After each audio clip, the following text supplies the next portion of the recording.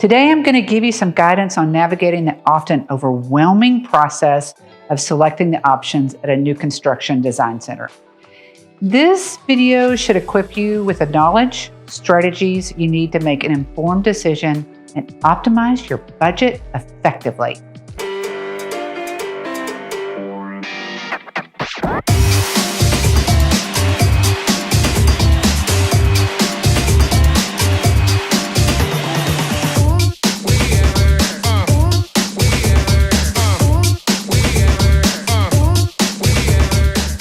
Hi, I'm Teresa McCormick, and this is Living in Las Vegas.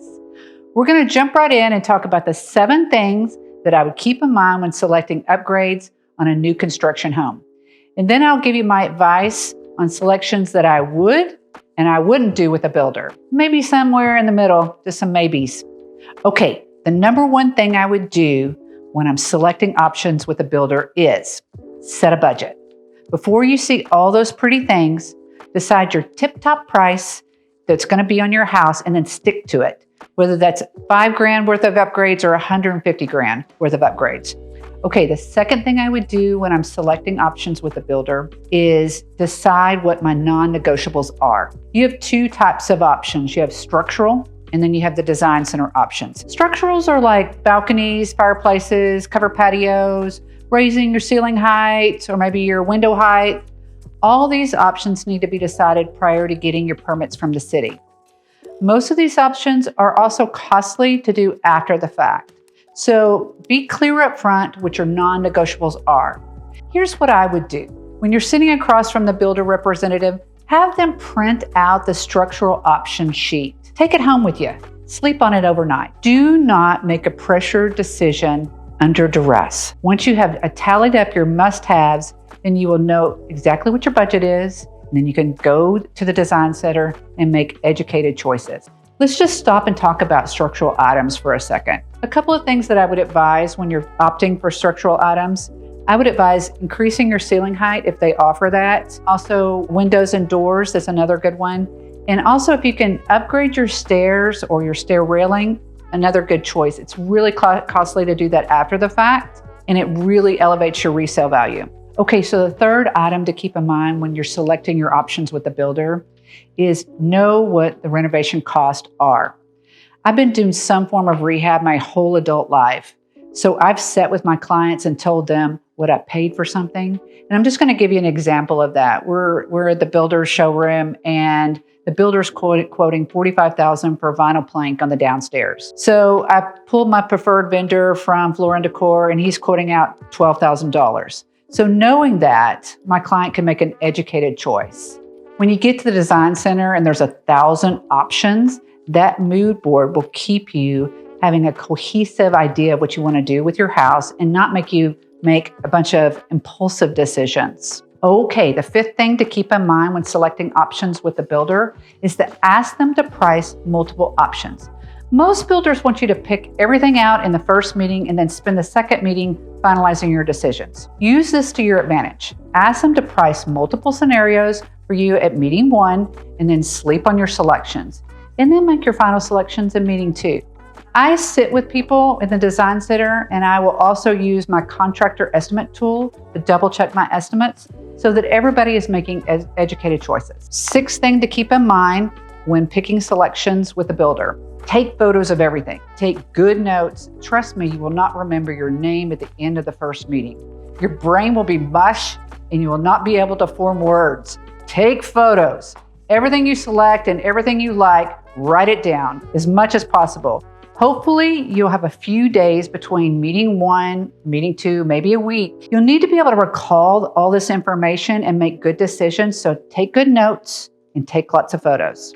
Okay, item number 7. For picking selections with the builder. Triple check before signing on the dotted line. Bless them at the design center because they do this every day, all day, but they're not perfect. Oftentimes they're having to put all the selections into multiple systems, and it's very easy to make a mistake. So double check everything. Okay, so now I'm going to give you some advice on design choices that I would do with the builder, design choices that I wouldn't do with the builder, and then a maybe category. Those are choices that are dependent on several different variables. I think the kitchen is the heart of the home. It's a gathering place for friends and family, If you have money left in your budget after you've selected your structural items, this is where I'd start. Unless you're planning on gutting the kitchen completely, the cabinets would be the one thing that I would suggest with a builder. And I have 3 tips for choosing cabinets. The number one thing I would suggest with cabinets is to extend them all the way to the ceiling. Incorporating tall cabinets that reach the ceiling not only maximize storage, but they also eliminate that unsightly gap between cabinets and ceiling, offering a more polished look. Okay, the second thing I would do with my cabinets would be to add some under cabinet lighting. It enhances the visual appeal of the kitchen, makes it a little more sophisticated, more spacious. Okay, third thing I would think about with the cabinets is focus on organization. Really think about how you can make the kitchen more functional. Upgrades like spice pullouts, drawers instead of cabinets, built-in trash recycle cans can optimize the space and streamline your daily tasks in the kitchen. Okay, so here are the things that I would not do with the builder.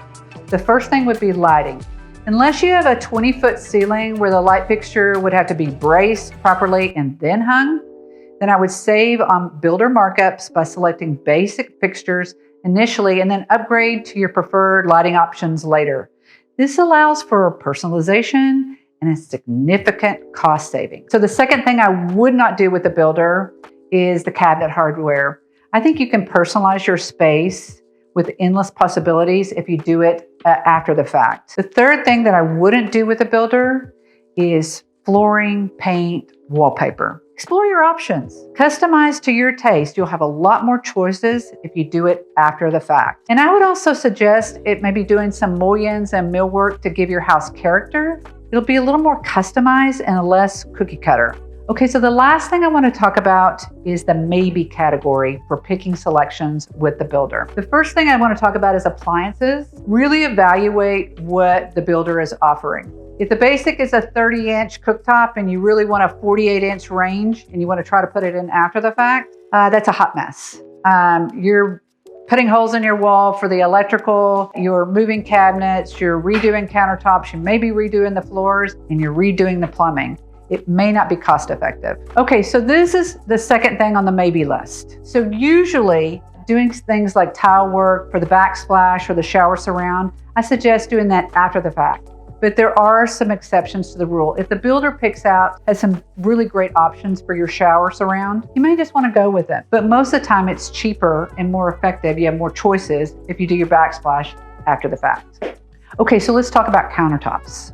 If you want quartz and the builder is offering quartz, it's probably more cost effective than to just go with the builder and have them install it. So let's say that the builder is offering granite, but you really want like a dolomite or a marble, and the builder doesn't offer that. In cases like that, when you want something that's a little more upgraded, just call me. I'll get you a fabricator that's wonderful and professional, and you can have the kitchen of your dreams. The last thing on the maybe list is plumbing and electrical. Most of the time, if you can get the electrical and the plumbing done with the builder, I suggest doing it. But if you want a party shower and the builder doesn't offer that, can it be done after the fact effectively? Absolutely. Building your dream home can be an exciting endeavor, but it's essential to approach it with a clear understanding of the dynamics at play.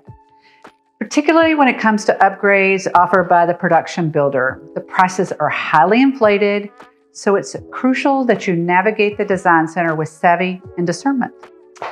We're here to help. Reach out to us with any of the links below. We'll help you navigate the entire process from locating your dream home to negotiations and then to the design center appointment. Don't forget, we're here for you. So hit the subscribe button and the notification bell, and we'll see you next time.